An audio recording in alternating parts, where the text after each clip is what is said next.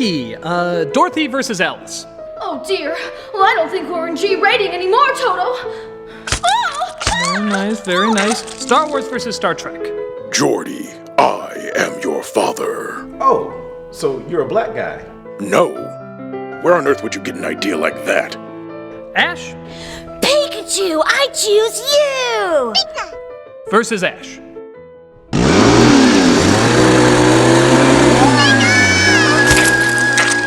Hello, I'm the nostalgia critic. I remember it so you don't have to. Versus battles are everywhere now.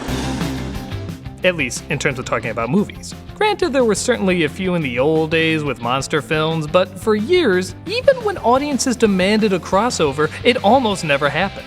But nowadays, producers are finally waking up and using their copyrights wiser. Well, for the most part. And getting versus battles we always wanted to see, even if sometimes we wish we didn't see them. So this Nostalgia-ween, I'm trying to see if I can cash in on the next big fad. Oh, suck it up! Pokemon, go fuck yourself. If you're wondering where a lot of this started in recent years, you can make the very real argument that it was possibly Freddy vs. Jason.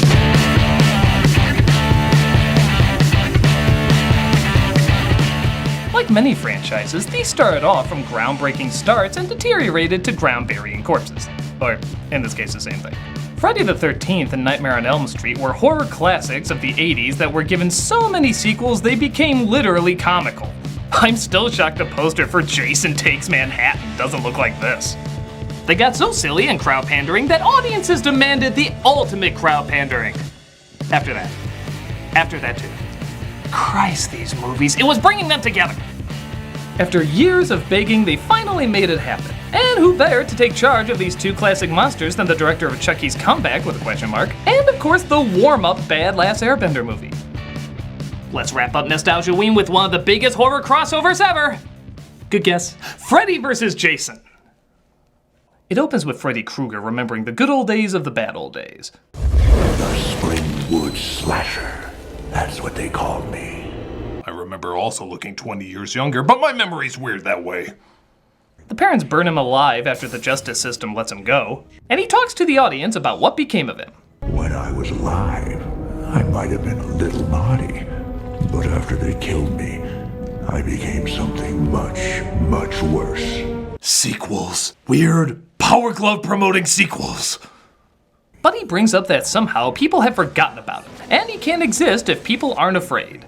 Being dead wasn't a problem, but being forgotten, now that's a bitch! I've become Basic Instinct 2. Yeah, that was the thing. You didn't even know that! So he uses what's left of his power to bring Jason back to make people remember him, as we're given this pretty classic horror film setup. Is that you? Okay, now this is something I want introduced to the younger viewers in the audience. This is what they used to call a rated R film.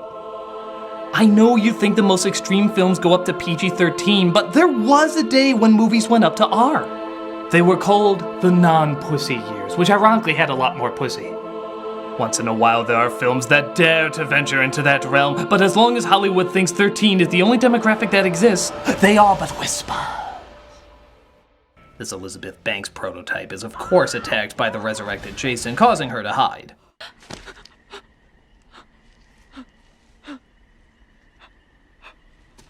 Oh, thank God, I thought this tree was a person. I'm pretty dumb. But it turns out it's just a dream by Krueger, who looks like his mother, who convinces Jason to kill the kids on Elm Street. The children have been very bad on Elm Street. Make them remember what fear tastes like!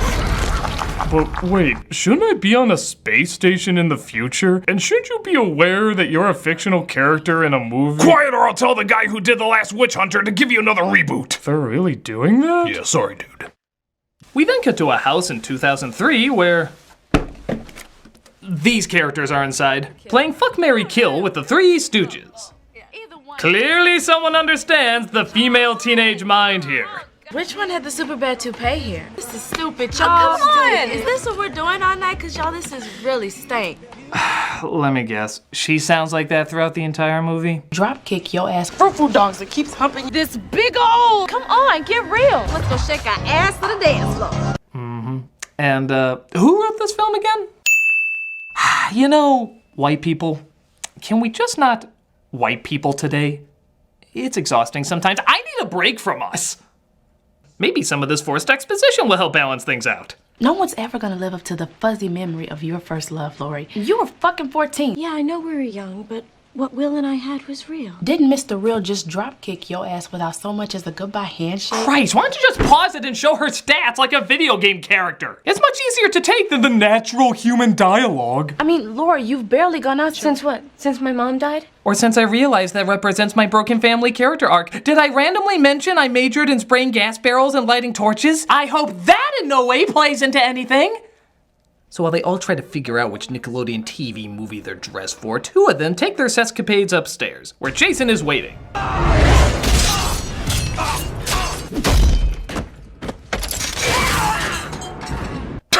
Okay, I'll give this movie credit. Murder by bed sandwich is not something I see very often. Quick, let's go out in the rain where our clothes can get tighter. You kids need some assistance? The cops think it's more than a coincidence that a murder happened at this house on Elm Street, but they know even saying Krueger's name can give him more power. It's gotta be Freddy Krueger. Hey, don't even say that son of a bitch's name out loud. We just took care of our Beetlejuice, Voldemort, and Candyman problem. When will people learn names are bad? They question Lori at the station while the boy hitting on her swears revenge on whoever killed his friend. I'm gonna take him out myself, Trey. Swear to God. But the deep-fried Sandman comes in to make things worse. Okay, I'm all right. Well, that was a natural thing to say. Okay, I'm all right. I just thought I'd calmly alert the audience of that. I'm okay, I'm all right. Freddy seems to catch the same talking to the crowd virus. Not strong enough yet. Well, I will be soon enough. That effect did look pretty lame. I think Link's pixelated shadow would have gotten a bigger scare than that. Well, excuse me, princess. But Jason finishes what he started as he cuts off his dad's head so smoothly that it hops off his neck when lightly touched. Christ, I think Barbie's plastic head is harder to take off. But I swear to God I was gonna take out the killer. Never mind. Talk of the murders reach a mental institution on the acronyms attempting to be clever news, where Lori's old boyfriend Will, played by Jason Ritter, watches in horror. Come on, turn it back on, man! I never asked for anything, just turn on the fucking TV, please! Grunkle Stan is on another killing spree! It's okay, I got a ton of them in my Dipper joke book. Will and his friend break out of the institution, though, to warn Lori and prove they're not crazy. In the most crazy way possible. 1, 2, Freddy's coming for you. Cause that's when he comes for you. In your dreams. He came back. Back for revenge in our nightmares. Hi, Mark, by the way. I'm a friend of Will's. Real sweet guy. You're gonna die! Will finally shows himself by appearing on the other side of the hallway. Guess Mark was his opening act? But she passes out, resulting in her recovering in the nurse's office, where I guess friends can wait. Got your nose! That's some shitty CGI! Oh, thank God, I just dreamed our effects were that bad. So Will and Mark go to see what they can figure out about Krueger, but it looks like all the information is not available. Or actually it is, they just literally black it all out. That wouldn't cause any suspicion. Excuse me, I noticed everything in this history book about World War II was blacked out. Well, that's because it didn't happen. Oh, okay, I totally accept that. But what about this part where Osama bin Laden is crossed out in crayon and the World Trade Center is put back where it was? Oh, that also didn't happen. Got it. Oh, I'm learning a lot today. Oh, what about this guy and his VP claiming they didn't say all these famously recorded things? You didn't black that out. Oh, we don't have to. People just believe that one for some reason. Oh, he did sacrifice a lot. He did. But Will, strangely enough, has a hard time believing all this. They never told us about Freddy because that's how they decided to beat him. They locked up all the kids who made contact with him so they wouldn't infect the others. That's crazy.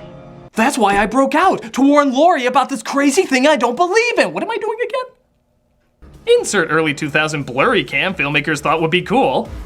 Whoa, how come I can't focus on anything? Avant-garde! As everyone partakes in a cornfield rave. Thing? Man, this party's awesome! I especially love the crucifying kids over there! Meanwhile, one of the nerdy kids tries hitting on Lori, but Kia tells him to buzz off. You tear me down to make yourself feel better because you really hate yourself, which is kind of pathetic when you actually stop and think about it, assuming, of course, you can think. Well, I don't know about you, but that drew me closer to him. Come on, let's dance.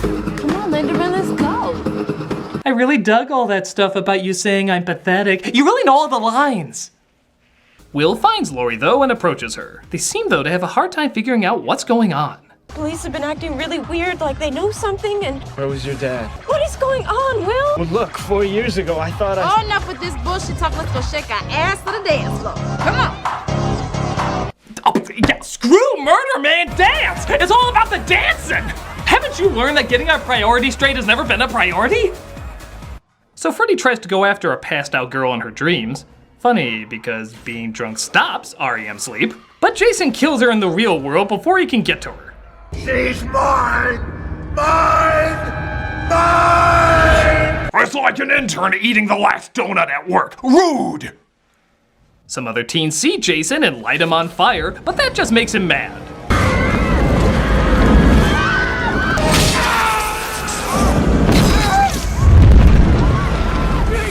I got nothing to say.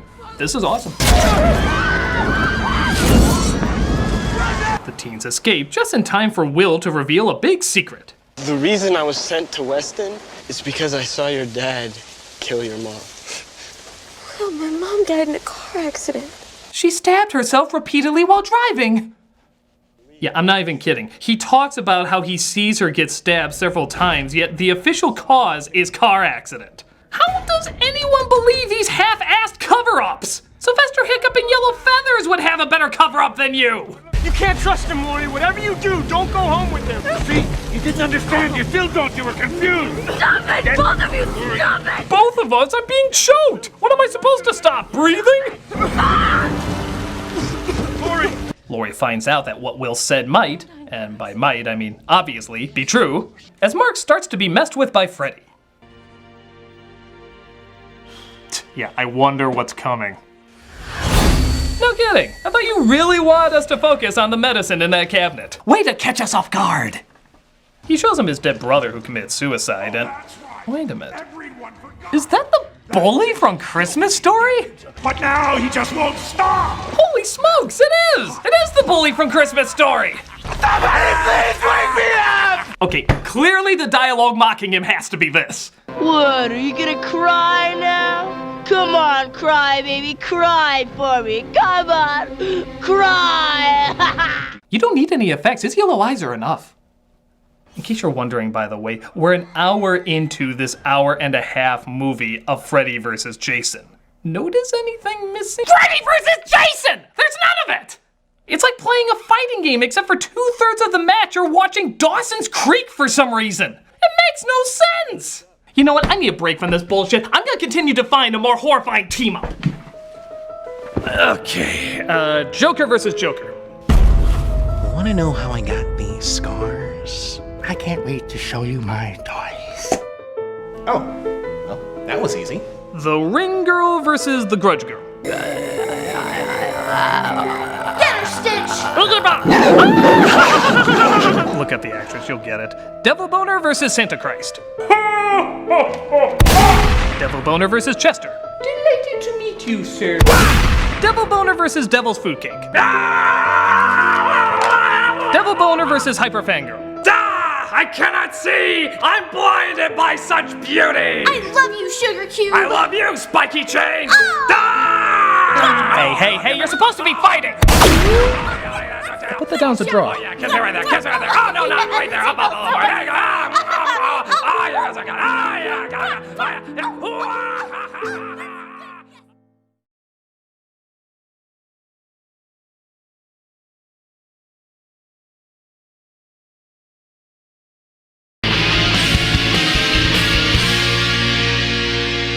So the kids are determined to figure out why Freddy was covered up. They sneak into a laboratory where they see all the past survivors.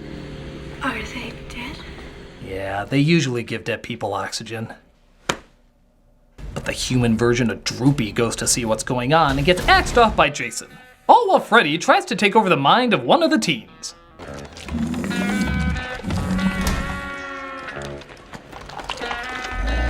Yeah, that's what Jack Black sees in the toilet every day.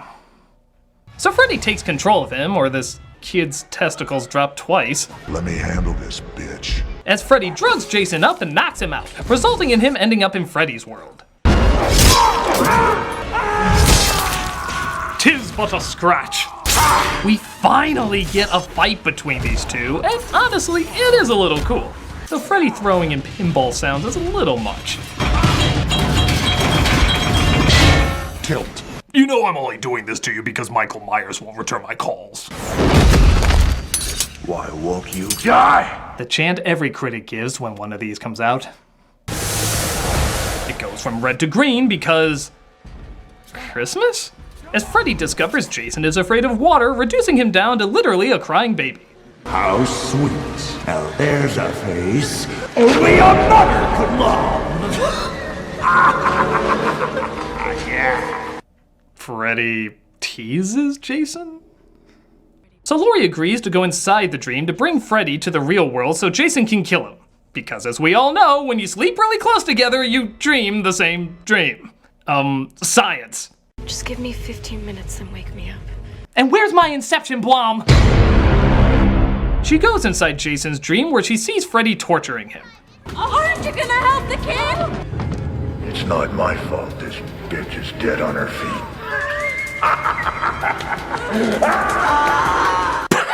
You know, that wave is so happy they should run it at the end of Beverly Hillbillies. But now it's time to say goodbye to Jed and all his kin.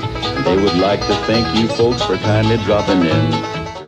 They drive to the camp where the first Friday the 13th took place. Because who knew that Crystal Lake was right next to Elm Street? It's literally across the street. As she saves and wakes up Jason, only to also find out that Freddy possessed her dad to kill her mom. Freddy, it was you. Yeah, I guess that's the big shocker in this movie. You know, if I pretended that was a good twist, would you? No, you have nothing to offer. I'm just calling that dumb. Meanwhile, the teens never learn that in a horror film, you keep a lantern away from gasoline. Who the hell is a lantern in 2003? Which just gets Kia so mad. Oh, you fucking asshole! God damn it! That does not sound like someone going up against a killer. That sounds like someone annoyed that they lost their Netflix login. Oh, you fucking asshole! God damn it! I just discovered the IT crowd too. So they look for any weapon they can find. America. But Laurie manages to wake up while bringing Freddy with her. Little bitch. Dream science! As we finally get the big showdown we were promised.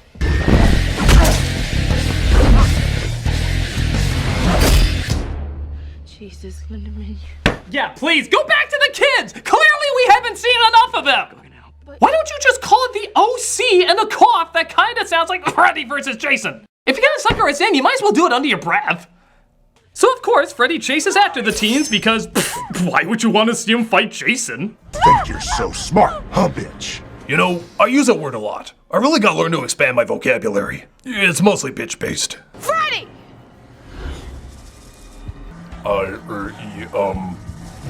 Guess I'm going over here? Tell me something. What is with the butternuts? You trying to compensate for something? Wow, I think that's the scariest face he's made throughout the movie. That's just longing to become a meme. Like, Walmart has edible panties, you say? Or, I farted, and it smells exactly how I look. Do what you want with it, internet, it's on me. Finally, Jason's like, piss off, bitch, my movie. And they get to some real fighting. To be fair, when they actually do fight, it is kind of fun. I like how he slams him through like a dozen windows or fires air tanks like torpedoes. Even Jason's crotch apparently is so hard it hurts Freddy's foot. Oh my god, what are those made of? Those chomp balls from Mario 3? Hey, asshole! Oh, I really should have thrown bitch in there.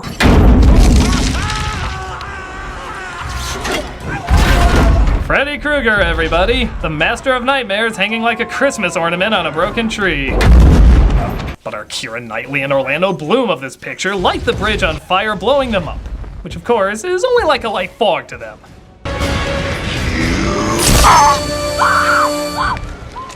And I'm out.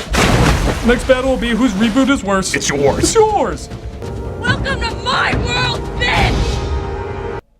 You know it sounds cooler when I say it, right? It all seems to be over until Jason walks out holding Freddy's head.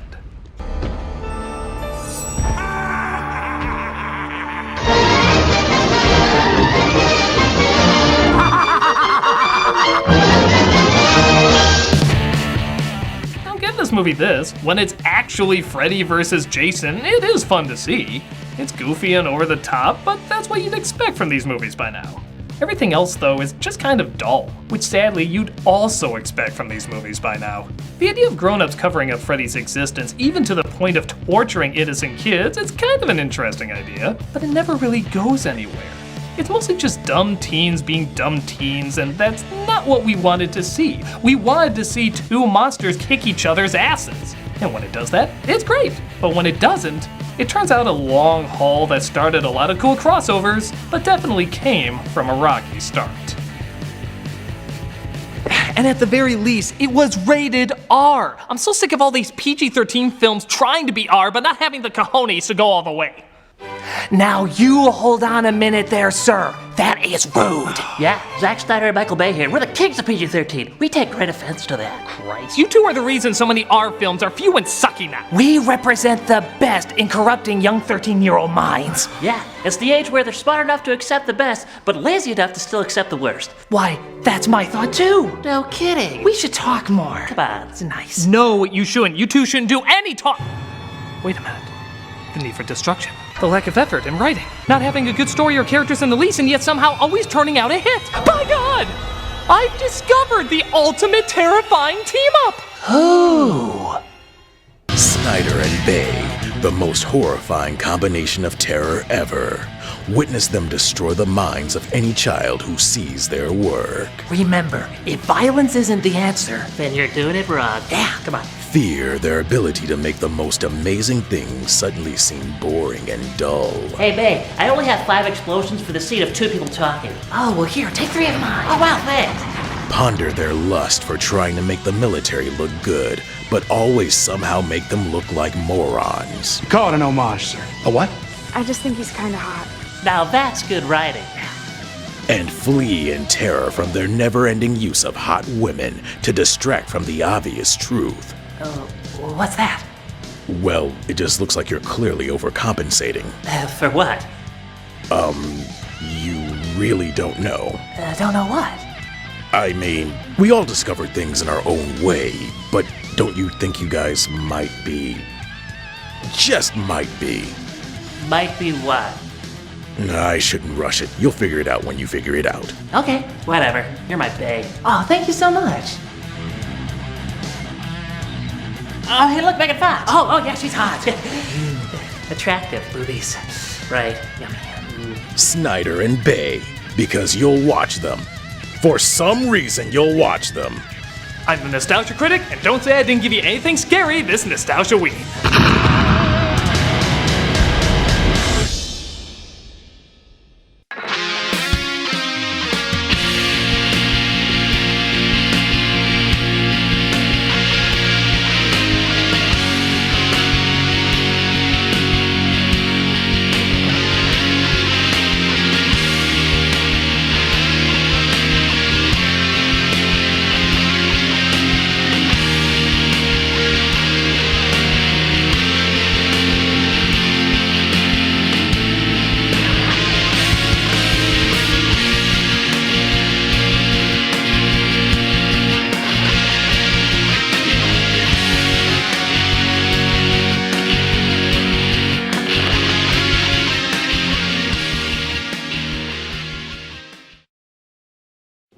Coming next week, can the ending ruin a film? If the rest of it is good, how can the ending ruin everything?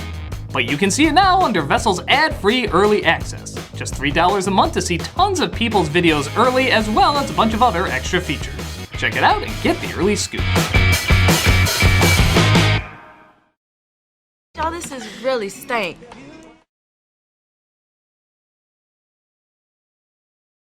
Hey, Doug Walker here, doing the charity shout out. This week we are doing the PKD Foundation. This is the only organization in the United States solely dedicated to finding treatments and a cure for polycystic kidney disease and to improve the lives of those it affects. They do this through promoting research, education, support, and awareness on a national level, along with direct services to local communities across the country. They are the largest private funder of PKD research. Over the last 30 years, they have invested more than $40 million in basic and clinical research. They do this with one simple goal: to discover and deliver treatments and find a cure. If you look at their site and their YouTube channel, you can see all the people they help as well as all the lives they make better. And you too can join them in that battle. So click the link, check out their great work, and see how you too can make a difference.